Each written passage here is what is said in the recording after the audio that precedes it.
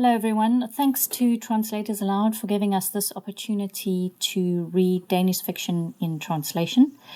My name is Lindy Falk van Rooyen, and tonight I would like to read from my translation of Carsten Müller Nielsen's Quartet for the End of Time.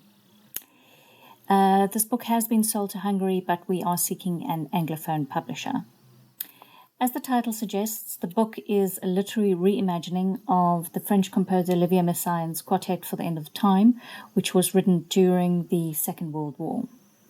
In context, the four members of the quartet are imprisoned in a concentration camp in freezing and inhumane conditions, but the warden has given them permission to hold regular concerts for the men.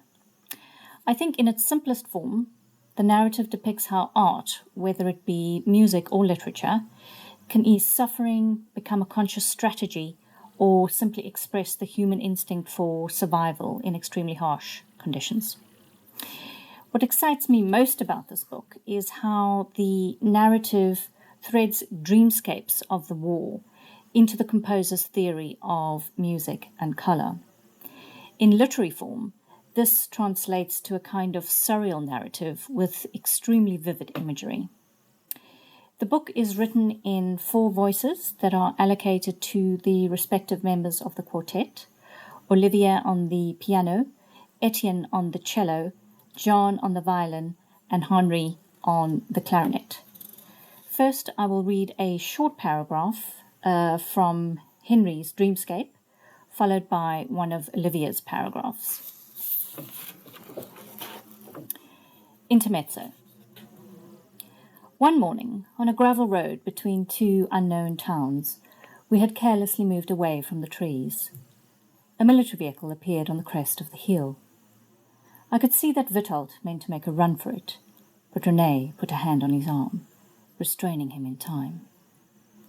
I took out my clarinet and assembled it. Standing by the roadside casually, we did our damnedest to look relaxed, as if listening to the chords, for all the world trying to look like a trio on their way home from a wedding feast that had lasted all night. Or perhaps we were on our way to the market in the hopes of making a little money. Was that plausible? I removed the clarinet from my mouth, adjusted the barrel and mouthpiece, and started playing again. The car was still approaching steadily. I began playing a waltz. René nonchalantly scratched himself behind one ear. The car passed. From the corner of my eye, I ventured a glance at Witold. René had put a hand on his arm again. The car kept moving, but before I could sigh with relief, it stopped. For a moment, the clarinet was the only sound. Then I heard the flies buzzing in the grass nearby. The car backed up. A pained expression came over Witold's face, and the next instant he made a dash for the trees. The car accelerated in reverse, spun round and slid to a halt in the gravel. 4 soldiers got out, screaming orders, their guns pointed at us. I dropped to my knees immediately. In clipped tones, 2 of the soldiers demanded to see our identification papers. With the shaft of a gun pressed over the back of my neck, I caught a glimpse of Witold.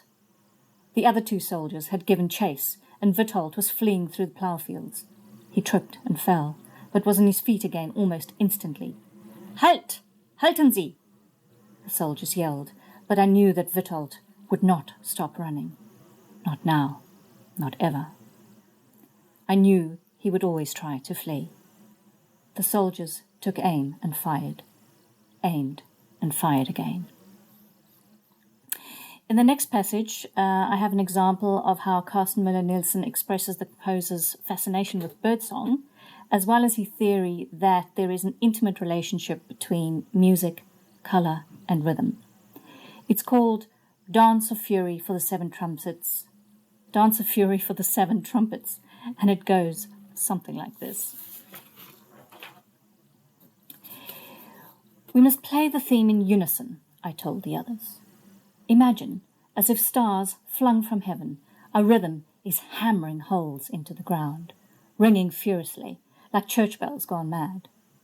Imagine this. 6 angels step forward, and 6 times the theme is pelted onto earth, one after another.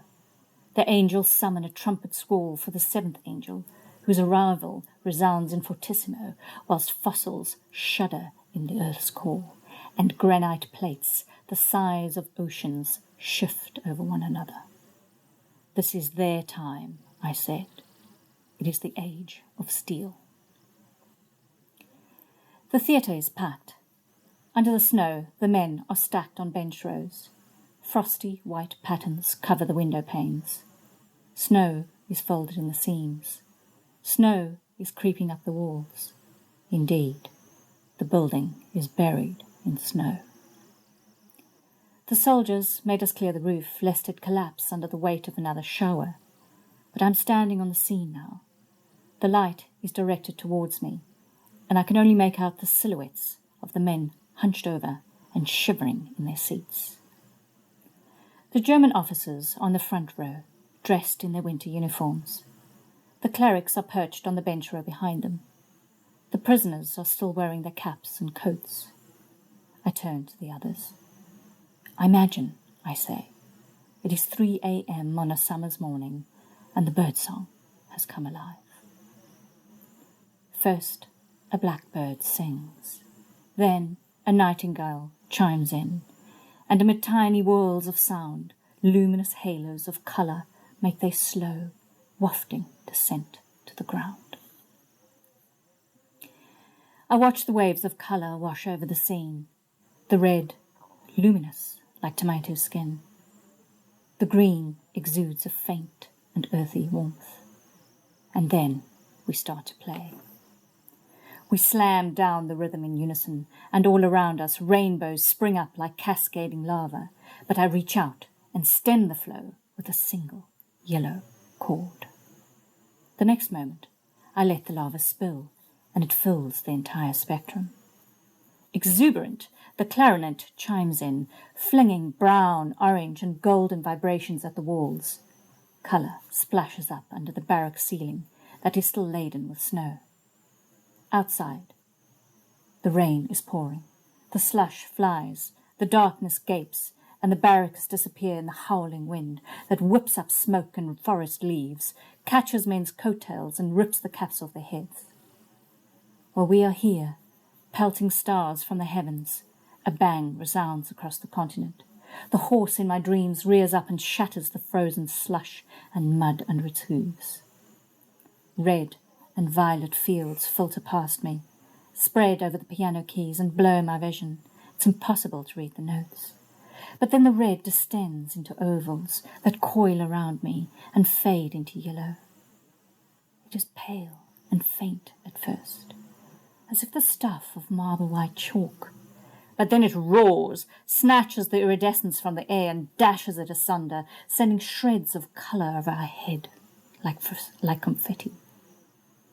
Finally, the yellow glows a warm serenity, much like the sunlight that day when we sat in the meadow, chatting with Claire and Pascal. Thank you very much.